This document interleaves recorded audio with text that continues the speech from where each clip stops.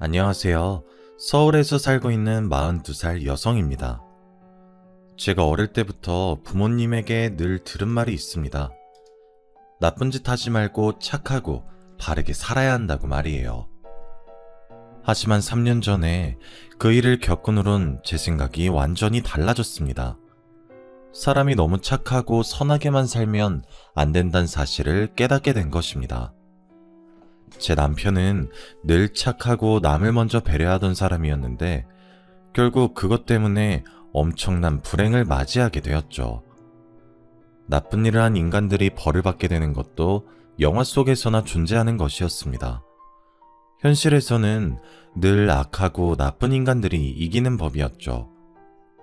대학을 졸업하고 처음으로 직장 생활을 하게 될 무렵이었습니다.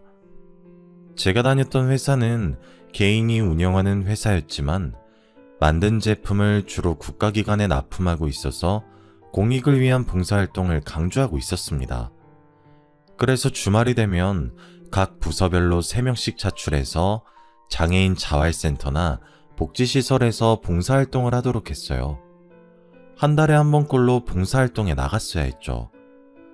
당연히 모든 동료들이 황금 같은 주말에 하는 봉사를 좋아하지 않았습니다.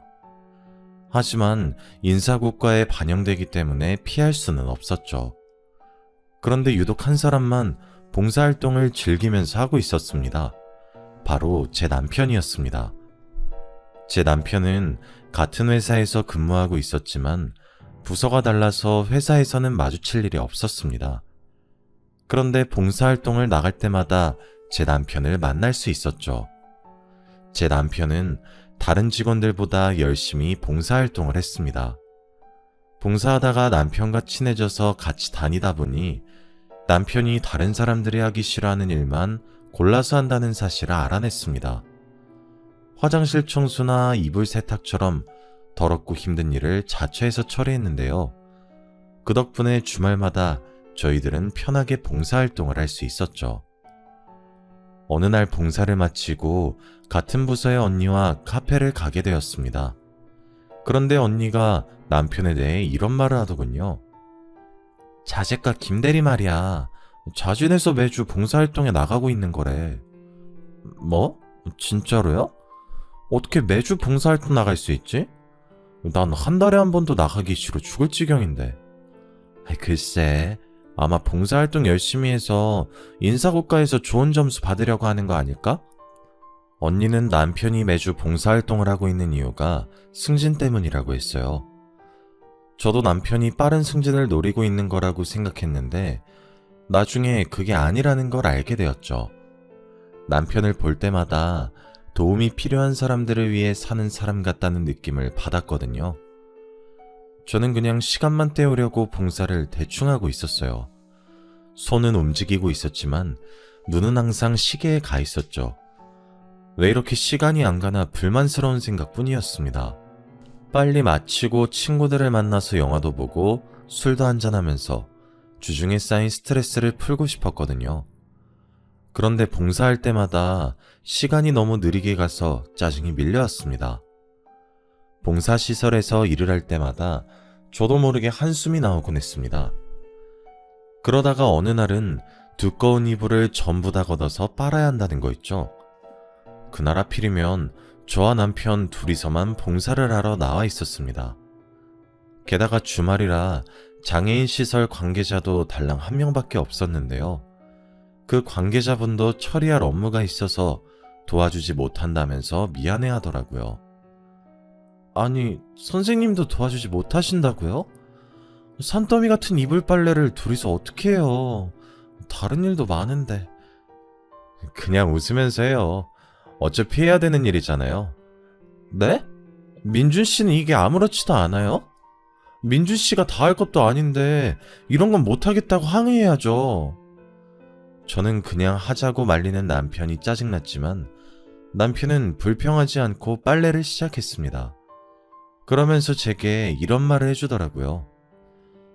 언젠간 다른 사람의 도움을 받아야 할 수도 있잖아요. 지혜씨 많이 힘들면 이불 옮기는 것만 도와주세요. 민준씨, 아니에요. 저도 도울게요. 이것부터 옮길까요? 남편이 하는 말에 큰 감동을 받아서 남편이 다르게 보이더군요. 그때부터 남편과 함께 봉사하면서 많이 배우게 되었습니다. 저도 모르게 남편을 좋아하게 돼서 그럴까요? 이상하게 주말마다 하는 봉사가 지루하지 않고 재밌어졌습니다. 그래서 저도 남편처럼 매주 봉사활동을 시작하게 되었죠. 그만큼 남편과 가깝게 지나게 되었는데 얼마 지나지 않아서 회사에서 저희들이 연인 관계란 소문이 퍼졌습니다. 그 소문을 계기로 사귀게 되었다가 결혼까지 하게 되었습니다. 결혼 후에도 남편이 정말로 착하다는 사실을 알게 되었죠. 시어머니께서 남편이 어릴 때부터 남의 부탁을 잘 거절하지 못했다고 하더라고요. 제가 인사드리러 갈 때마다 착하고 여린 성격이라 너무 걱정이라고 하셨어요. 민준이가 저번에 과로로 쓰러졌다며? 자기가 다 못할 거 알면서도 남이 부탁하면 거절할 줄 모르니까 걱정이야. 민준이는 너무 착해서 탈이지. 동생처럼 야무진 면이 없어. 네, 그러게요. 저희 남편도 서방님처럼 똑 부러져야 할 텐데. 어머님 앞에서 똑 부러진다는 표현을 썼지만 서방님은 냉정하다고 느낄 정도로 아주 이기적이었습니다. 절대로 자기한테 손해가 되는 일은 하지 않았죠. 당연히 자기 것을 양보하는 일도 없었습니다. 이익을 챙겨야 할 때는 눈에 불을 켜고 달려드는 면이 있었거든요. 그에 비해 동서는 순하고 부드러운 성격이었습니다. 그래서 저는 남편과 서방님을 반반씩 섞어 놓으면 딱 좋겠다는 생각을 하고 있었죠. 결혼 전에는 남편이 어려운 사람들을 돕는 일에 적극적이란 사실을 알고 있었습니다. 그걸로 싸우게 될 줄은 몰랐는데 결혼하고 나서 보니 남편의 오지랖이 단점으로 보이더군요. 남편은 자선단체에 과하다 싶을 정도로 기부를 하고 있었습니다. 매일 여러 단체에 기부하느라 수십만 원은 기본으로 쓰고 있었는데요. 그 사실을 알게 되자마자 기부를 조금만 줄이자고 했습니다. 하지만 남편이 절대 안 된다고 하더군요. 여기서 더 줄이라고? 절대 안 돼. 당신이랑 결혼한다고 많이 줄인 거야. 더 이상 줄일 수 없어. 여보, 우리가 잘 버는 것도 아니고 이렇게 많이 기부하면 어떡해? 우리 이세 생각해서 조금만 하자. 시댁에서도 이 이야기로 싸우기 시작하자 서방님이 나서서 바보 같은 짓 좀 그만하라고 하더군요. 아직도 그걸로 싸우고 있는 거야? 민준아, 네가 아무리 주머니 털어봐야 엄발의 오줌 누기야. 걔네들이 행복해지거나 출세하는 것도 아니니까 괜히 쓸데없는 짓 하지 말고 형수님이나 잘 챙겨. 곧 애도 생길 텐데 네 가정에 집중해야지. 그래, 네 말도 맞아. 앞으로는 내가 알아서 조절할 테니까 걱정하지 마. 남편이 서방님 말에 불편해하면서도 저한테처럼 반박하지 않더라고요. 중학생 때부터 동생이랑 안 맞는 것 같다고 하더니 아무래도 동생이랑은 사이가 가깝지 않은 것 같았습니다. 서방님 앞에서 말은 이렇게 하고 기부금을 줄이진 않았죠. 그러다 2년 뒤에 딸을 낳게 되었습니다. 확실히 자식이 생기니 남편도 달라졌습니다. 기부금을 줄이고 그 돈으로 새로운 통장을 하나 만들더군요. 제가 무슨 통장을 만드는 거냐고 물어보니 남편이 웃으면서 이야기해 주었습니다. 이 통장은 우리 하늘이 위한 거야. 기부금 좀 줄이고 우리 하늘이 초등학교 졸업할 때까지 대학 등록금 좀 모아보려고. 나도 따로 모으려고 했는데 잘 됐다. 우리 같이 모으자. 앞으로 얼마씩 모으면 될까? 남편이 기부금을 줄이고 등록금을 모으겠다고 하니까 너무 기분 좋더군요. 남보다 가족들의 미래를 챙기겠다고 나서니 저로서는 반가운 일이었습니다. 그러다 제가 딸을 낳은 뒤로 몸이 약해져서 회사를 그만두게 되었습니다. 전업주부로 육아와 남편 뒷바라지에만 전념하기로 했는데요. 젖먹이 딸을 키우는 일은 생각보다 쉽지 않았습니다. 1년 정도 육아 스트레스에 시달리며 밤마다 울면서 보채는 딸 때문에 매일 잠을 설치게 되었습니다. 잠을 못 자게 된 만큼 신경도 예민해졌는데 남편이 옆에서 도와주어서 다행이었습니다. 돌을 넘긴 딸이 걸음마를 시작하면서 스트레스도 한결 줄어들었죠. 그러다 2년 후에 서방님이 대전에 있는 지사로 발령을 받게 되었습니다. 동서와 주말 부부가 되었다는 소식에 동서와 시간을 보내게 됐죠. 처음 두어 달은 매주 서울로 올라와서 동서와 저희 부부 셋이서 식사를 같이 하게 되었습니다. 그렇게 몇 달이 더 지나자 일이 바빠졌는지 서방님이 한 달에 한 번만 서울에 올라오겠다고 하더군요. 그만큼 동서와 식사하거나 같이 어울리는 시간이 많아졌습니다. 그런데 그때부터 남편의 행동이 이상해지기 시작했어요. 남편과 동서 사이가 뭔가 수상하다는 느낌이 들었거든요. 동서에게서 전화가 오는 일이 잦아지고 있었습니다. 이상하게 동서에게 전화가 오면 남편은 제 눈치를 보면서 전화를 받았어요. 재수씨, 네네, 지금 통화가 곤란하니까 제가 다시 전화드릴게요. 제가 전화 받아도 된다고 말해도 나중에 걸겠다고 하더군요. 그렇게 전화를 끊은 남편은 저 몰래 동서와 전화를 했습니다.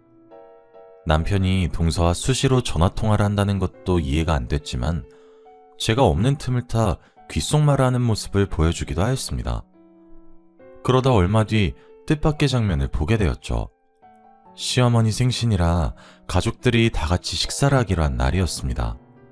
제가 식당을 예약했는데 갑자기 서방님이 급한 일이 생겨서 서울에 못 온다는 연락을 하셨습니다.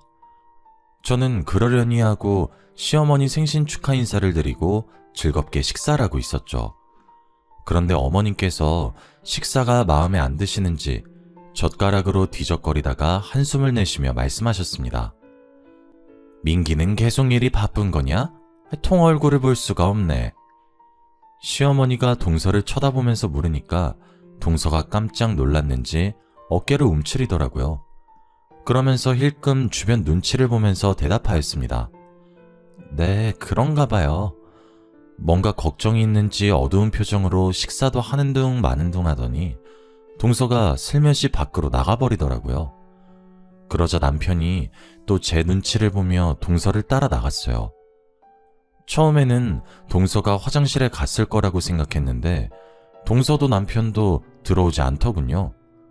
결국 시어머니께서 숟가락을 놓고 제게 말씀하셨어요. 얘들은 밥 먹다 말고 나가서 뭘 하는 거니? 네가 좀 나가봐라. 네, 제가 나가볼게요. 어머님은 식사하고 계세요? 제가 시어머니 말을 듣고 밖으로 나와서 동서와 남편을 찾아봤습니다. 주차장 쪽에서 울음소리가 들려 나가보니 동서와 남편이 나란히 앉아있는 게 보였습니다. 둘이 구석에 있는 난간에 걸터앉는 것도 모자라 남편이 동서 어깨에 손을 얹고 눈물을 닦아주고 있었죠. 남들이 보면 둘이 부부라고 오해할 정도로 사이가 가까워 보였습니다. 그래서 제가 크게 헛기침을 하며 다가갔는데요. 여보, 여기서 뭐해? 어머님이 기다리셔. 얼른 들어와. 아, 네, 형님. 지금 들어갈게요. 근데 동서, 무슨 일 있어요?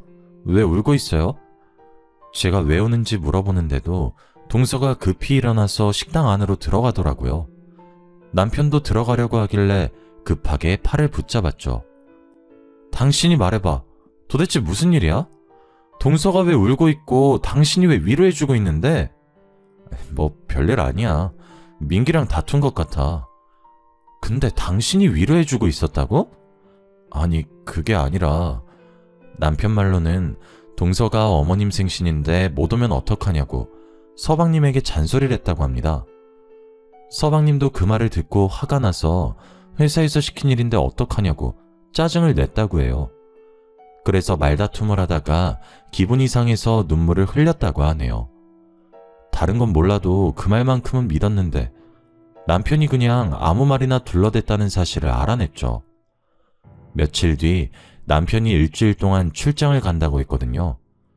딸도 학원 가서 집에 없고 남편도 집에 없으니 동서는 어떻게 지내나 궁금해졌습니다. 같이 밥 한 끼 하자고 전화를 하니 동서가 무척이나 당황스러워 하더라고요. 밥을 먹자고요? 아, 근데 어쩌죠? 오늘은 선약이 있어서 안 될 것 같아요. 아, 그래? 아쉽다. 다음에 같이 먹자. 제가 전화를 끊으려고 하니까 동서가 거절해서 정말 미안하다고 하더군요. 지금 생각해보면 가식적인 여자였습니다. 다음날 제가 충격적인 전화를 받았거든요. 출장을 갔다는 남편이 교통사고가 났다는 거 있죠? 게다가 생명이 위태롭다는 연락을 받고 온몸이 굳어버리고 말았습니다. 병원으로 가는 내내 심장이 터질 것 같았어요. 그저 남편이 무사하기만을 바랬는데요. 모 대학병원 중환자실에 들어서니 익숙한 모습이 눈에 들어왔습니다. 남편 옆에 동서가 누워있는 거 있죠? 들어올 때 경찰들이 있던 게 생각나 다시 밖으로 나가 경찰들을 찾았습니다. 그래서 경찰을 붙잡고 교통사고 나서 들어온 남자가 여자랑 같이 있었던 거냐고 물었죠. 그랬더니 경찰이 남편 차에 동서가 같이 타고 있었다고 이야기해 주었습니다. 출장을 간 남편 차에 동서가 왜 타고 있었는지 이해할 수가 없었습니다. 그런데 경찰이 더 충격적인 말을 해주더군요. 차량 블랙박스를 바탕으로 사건을 조사해보니 남편과 동서가 불륜관계였단 것이었습니다. 저희는 두 분이 부부관계인 줄 알았습니다. 그런데 선생님께서 아내분이라고 하고 동생분 증언에 의하면 두 분이서 몰래 여행을 갔다가 사고가 난 것 같다고 하더라고요. 동생이요? 혹시 서방님 여기 오셨어요? 네, 선생님보다 먼저 오셔서 저희 조사에 응하셨습니다. 예전부터 불륜 사실을 알고 있었다고 말씀하셨거든요. 저희 남편이 불륜을요? 확실해요? 그 블랙박스 화면 보여주시면 안 돼요? 경찰이 개인정보보호법상 함부로 보여줄 수 없다고 하길래 볼 수 없었습니다. 저는 그래서 경찰의 말을 믿을 수가 없었습니다. 그렇다고 해서 경찰이 저한테 거짓말을 할 이유는 없었죠. 그 누구보다 착한 남편이 동서와 내연관계를 맺는 더러운 짓을 하다니 저는 이 순간이 꿈처럼 느껴지고 있었습니다. 그때 등 뒤에서 서방님 목소리가 들렸습니다. 경찰 말대로 서방님이 저보다 먼저 병원에 와 있었던 겁니다. 제가 언제부터 와 있었던 거냐고, 혹시 블랙박스 동영상은 봤냐고 물어보니까 서방님께서 굳은 표정으로 말씀하시더군요. 형수, 나 사실 블랙박스 동영상 본 적 있어. 누가 내 차 긁고 갔길래 블랙박스 동영상 확인해보니까 둘이서 몰래 여행을 갔더라고. 이번만 간 게 아닌 것 같아. 운전하면서 별의별 짓을 다 하는데 사고가 날 수밖에 없겠더라. 그러니까 형수님도 마음 굳게 먹고 이겨내야 돼. 나도 너무 기가 막혀서 믿겨지지 않지만 지금은 경찰 조사를 믿을 수밖에 없어. 어떻게 이런 일이... 전 믿을 수 없어요. 서방님은 왜 말씀해주지 않은 거예요? 제 남편이 바람을 피고 있으면 말씀해줘야죠. 내가 어떻게 그래. 우리 애들이 이혼 가정이라고 놀림받을까봐. 이번만 참자. 이번만 봐주자. 용서해주려고 노력하고 있었는데. 서방님이 울길래 저도 눈물을 흘렸습니다. 그날만 운 게 아니었습니다. 제가 몇 날 며칠을 울면서 제발 아니길 바랬지만 며칠 후에 경찰이 사고에 대한 결론을 내려버렸습니다.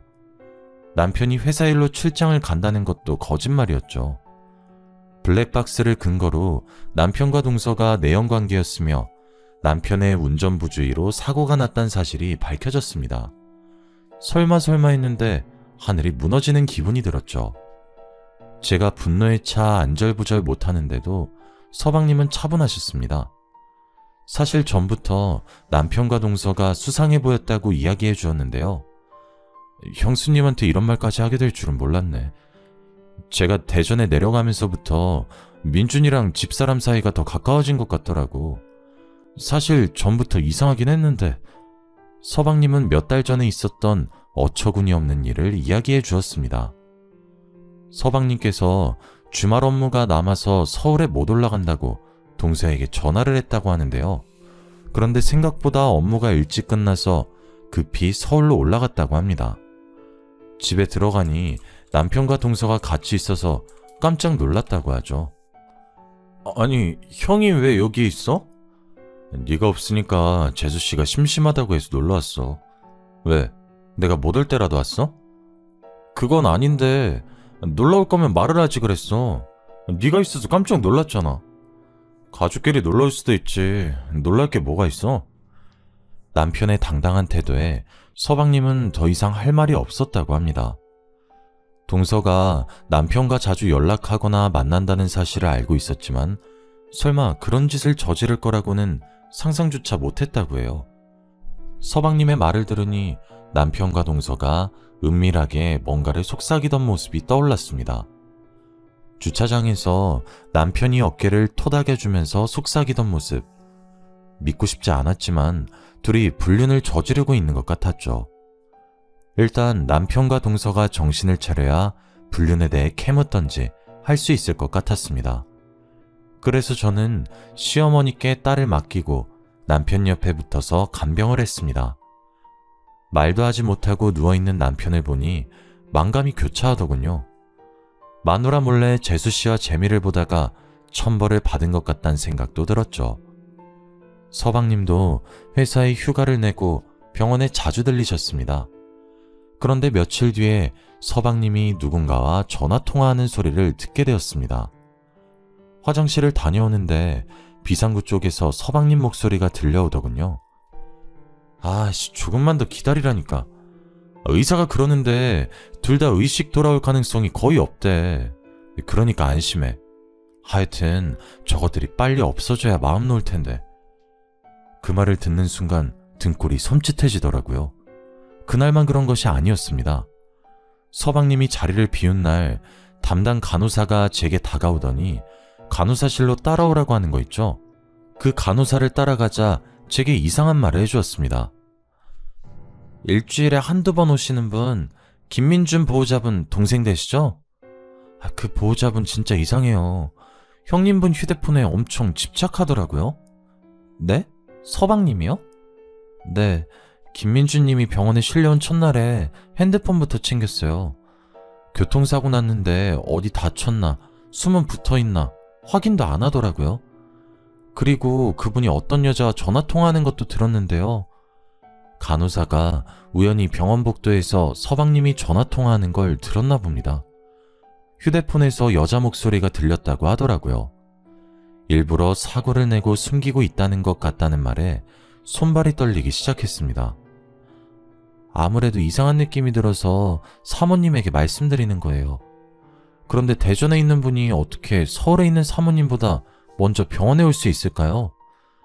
가만히 생각해보니 간호사 말이 맞았습니다. 게다가 서방님의 수상한 행동은 여기서 멈추지 않았습니다. 제가 서방님을 보자마자 남편의 휴대폰을 달라고 했습니다. 서방님이 저희 남편 핸드폰 가지고 계시죠? 남편 물건이니까 제가 가지고 있을게요. 갑자기? 나 집에 두고 왔는데? 그럼 지금 가서 가지고 오세요. 대전 숙소에 있다는 말이었는데 거기까지 다녀오라고? 형수한테 무슨 일 있었어? 아니, 그게 아니라 남편 핸드폰 보고 싶어서 그래요. 그 사람이 속도 위반하거나 신호 위반할 사람이 아닌데 갑자기 사고가 나서. 설마 나 지금 의심하는 거야? 지금 무슨 소리 하는 거예요? 제가 왜 서방님을 의심해요? 근데 왜 핸드폰을 보고 싶어 해? 핸드폰에 무슨 증거라도 남아있을까봐? 내가 확인해봤는데 아무것도 없었어. 그렇다면 다행이지만 남편 사진이라도 건지고 싶어서 그래요.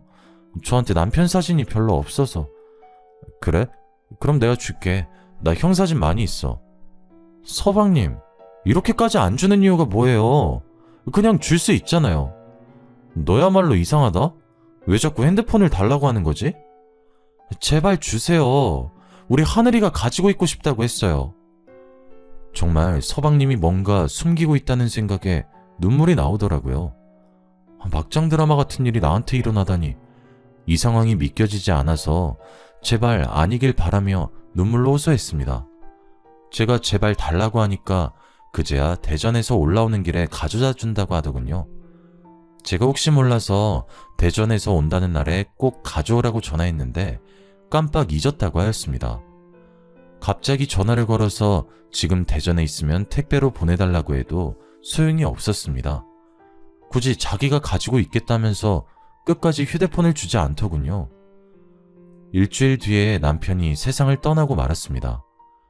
서방님은 이때를 기다렸다는 듯이 납골당과 화장 이야기를 꺼냈습니다. 그러면서 유품인 휴대폰을 같이 태워버리겠다고 했어요. 그날 밤에 저는 서방님이 남편의 핸드폰을 어디에 뒀는지 확인했습니다. 그리고 몰래 남편의 휴대폰에서 유심칩을 빼두었죠. 이틀 뒤 남편의 시신이 화장 처리되었습니다. 서방님이 남편의 장례식에서 목 놓아 통각하는 모습이 아내인 저보다 더 슬퍼 보이더군요. 하지만 저는 그 모습을 믿지 않았습니다. 며칠 후에 남편의 휴대폰을 복원시켜서 사진과 문자를 살펴보았죠. 그리고 서방님이 숨기고 있던 끔찍한 비밀을 알게 되었습니다. 서방님은 동서 몰래 내연녀를 만나고 있었습니다. 불륜 사실을 동서가 알게 된 순간 대전지사 근무를 시작하게 되었죠.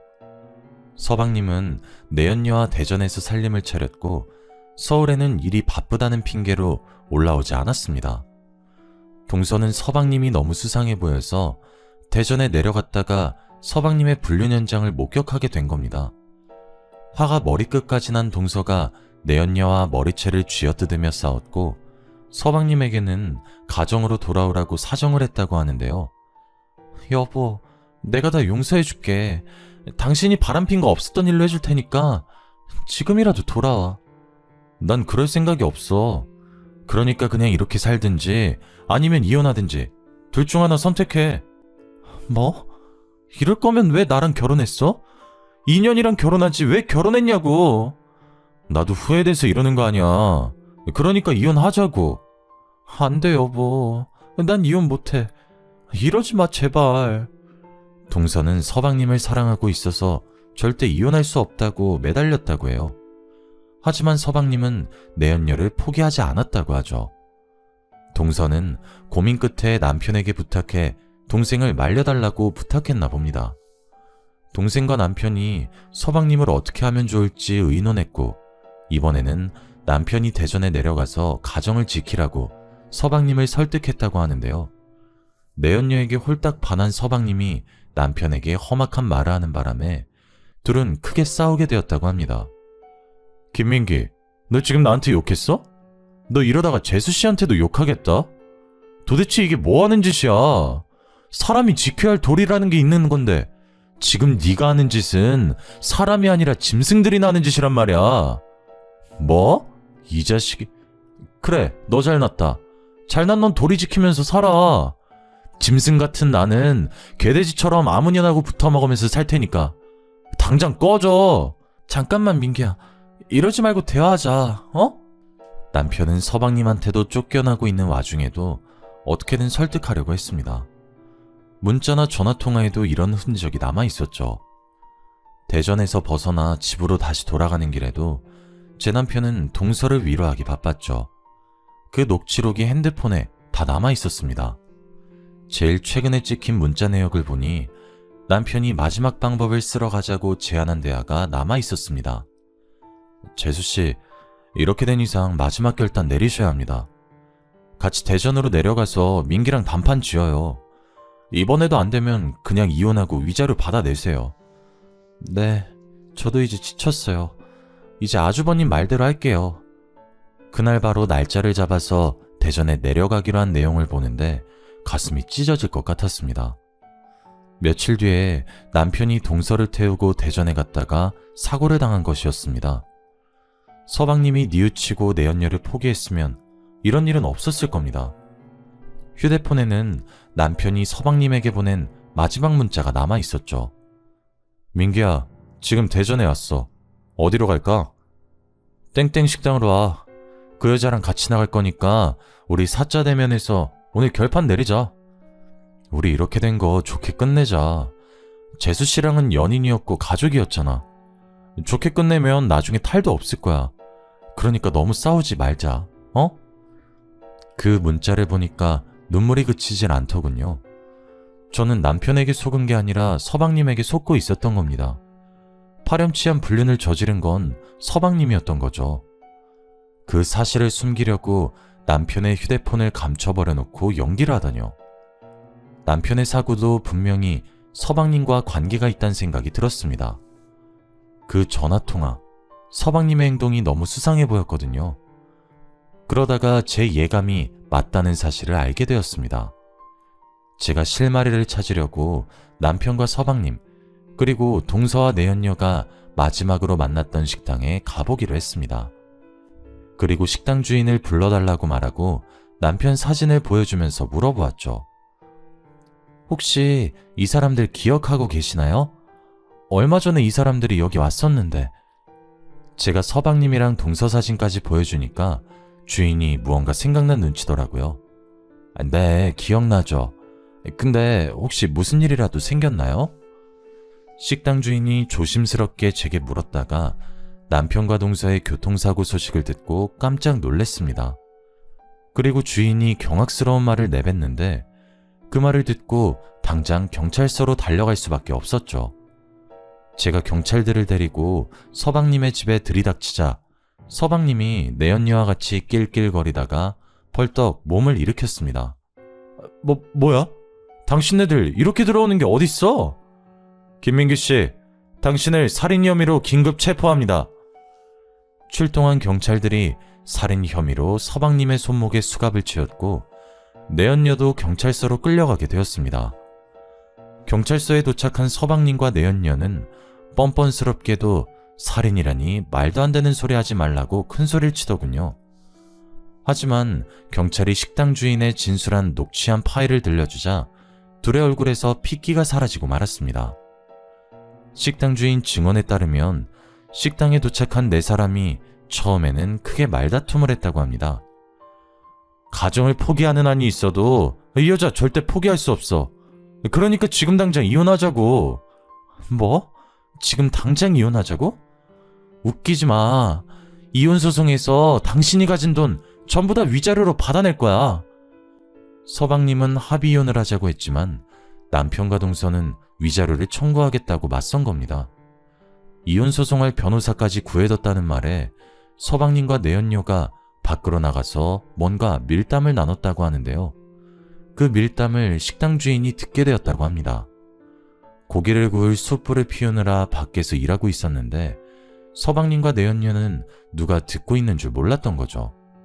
아, 좋게 이혼하자고 할 땐 언제고 위자료를 달라고 하네? 저것들이 한통속 돼서 나를 뜯어먹으려고 설치는데 어떻게 하지? 가만히 있다가는 당신 돈 전부 다 날리겠는데? 내가 보니까 전현이 돈독이 단단히 오른 것 같아. 원래 나 없으면 죽을 것 같다고 찔찔 짜던 앤데 김민중 그 자식이 옆에서 바람 넣어서 그런 거야. 미친 자식, 죽여버리고 싶어. 여기엔 다 담진 못했지만 서방님은 남편과 동서에게 입에 담기 힘든 욕을 했습니다. 그걸 들은 내연녀는 더 엄청난 말을 내뱉었죠. 그럼 죽여버리자. 아무도 모르게 죽일 방법 알고 있어. 식당 주인은 그 말을 듣고 가슴이 철렁 내려앉았다고 합니다. 장난삼아 하는 말이 아니라는 걸 알고 그때부터 둘의 행동을 유심히 살폈다고 하는데요. 내연녀가 약국으로 달려가자 자리로 돌아온 서방님이 동서에게 갑자기 원하는 만큼의 위자료를 주겠다고 약속했습니다. 그래, 이렇게 된 거 전부 다 내 잘못이니까 당신이 원하는 만큼 위자료 줄게. 머리 아프게 소송 같은 건 하지 말자. 뭐? 정말로? 동서는 서방님이 자리 비운 내내 울다가 눈물을 뚝 그쳤다고 해요. 서방님은 그런 동서를 살살 달래서 합의를 봤다고 하죠. 그리고 내연녀는 서울로 돌아가려는 남편에게 수면제가 든 피로회복제를 주었다고 합니다. 가는 길에 이거라도 드세요. 밤도 깊은데 서울까지 가시려면 피곤하실 거예요. 피로회복제 사러 약국 가신 거였어요? 갑자기 약국 가셨다길래 어디 아프신 줄 알았어요. 아니요, 아프긴요. 하나도 안 아파요. 민준 씨도 아프지 마세요. 식당 주인이 아프지 말라는 말을 듣는 순간 피로회복제 속에서 뭔가를 집어넣어 놓고 착한 척 미소 짓는 내연녀의 모습이 무서웠다고 말해주었습니다. 그리고 남편과 동서가 서울로 출발하자 그 인간들도 급하게 차를 몰고 같은 방향을 갔다고 하죠. 남편과 동서가 처참한 사고를 당했다는 소식을 듣고 기뻐했을 두 짐승을 상상하니 속이 부글거립니다. 사실 그 사고는 짐승들이 의도했던 대로 운전을 하던 남편이 약에 취해 잠이 들었다가 도로 밑으로 추락한 사고였습니다. 더 충격적인 건 동생은 죽고 아내는 의식불명인데도 서방님은 여전히 내연녀와 놀아나면서 남편의 재산까지 가로챌 궁리를 하고 있었던 겁니다. 경찰은 식당 주인의 진술을 바탕으로 둘에게 살인 공모를 추궁했지만 이미 인간이기를 포기한 것들은 끝까지 부인했죠. 경찰은 내연녀가 피로회복제를 사기 위해 들린 약국을 찾아내 피로회복제를 수면제와 함께 샀다는 사실을 알아냈습니다. 식당 근처에 있던 방범 카메라에서 내연녀가 피로회복제병에 뭔가를 넣는 모습도 확보했는데요. 결국 경찰 내에서 서방님과 내연녀는 공모해서 의도적으로 남편과 동생을 살해했다는 결론이 났습니다. 검찰은 둘을 살인 및 살인 미수 혐의로 구속했습니다. 아무리 여자에 홀렸다고 하더라도 어떻게 내연녀 말만 듣고 친동생과 아내를 죽일 수 있을까요? 서방님 생각을 할 때마다 소름이 끼치고 눈물밖에 나오지 않습니다. 그런데 어처구니 없게도 그 인간들은 재판 결과 실형을 선고받았는데 형벌이 너무 무겁다면서 항소를 했다고 하네요. 항소 결과로 제발 형벌이 가벼워지지 않길 바랍니다. 이렇게 안 좋은 소식만 들리던 와중에 동서가 드디어 의식을 회복하게 되었습니다. 그런데 동서가 사고 이전에 있었던 기억을 다 잊어버린 것 같더라고요. 서방님이 바람피기 전까지만 기억하고 있어서 마음이 아팠습니다. 내가 왜 병원에 있는 거지? 형님, 우리 그이는 어디 갔어요? 그이랑 같이 드라이브 하고 있었던 것 같은데 기억이 안 나. 우리 남편이랑 애들은 안 다친 거죠? 동서, 그게 아니라 동서에게 서방님이 바람피고 있었고 위자료 때문에 동서를 죽이려고 했다고 말할 수 없었습니다. 결국 고민 끝에 동서에게는 서방님이 해외 출장 갔다고 둘러댔습니다. 그리고 동서가 완전히 회복되면 진실을 말해줘야겠죠. 의사는 동서의 회복 속도가 생각보다 빨라서 시간이 지나면 혼자서 걸을 수도 있을 거라고 하더라고요. 저는 동서한테 어떻게 말하면 좋을까요? 사실 동서를 보러 병문안을 갈 때마다 죄책감이 생깁니다. 우리 그이는 왜 안 오는 거냐고 전화라도 해보자고 저를 보채고 있거든요.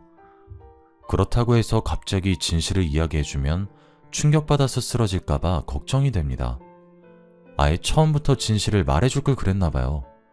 어젯밤부터 계속해서 후회가 되네요.